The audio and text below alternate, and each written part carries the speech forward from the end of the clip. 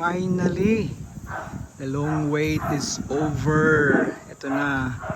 Ito na. Thank you Lord. Maraming salamat po. Ayan na. Ito na. At na-turn over na sa amin ang aming minamahal na bahay.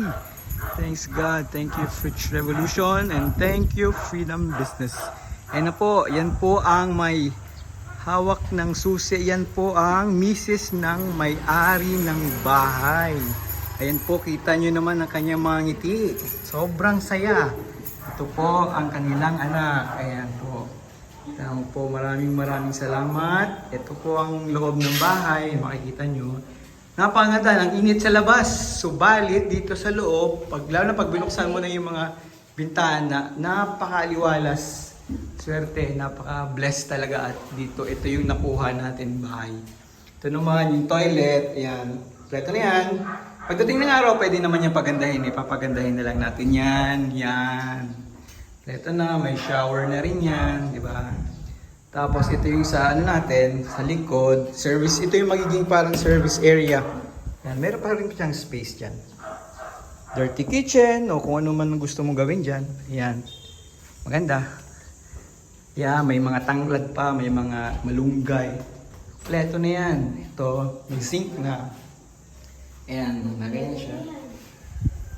Pagdating ng araw, yan, maganda, pwede mo na yung palagyan ng mga ano dyan, cabinet or something.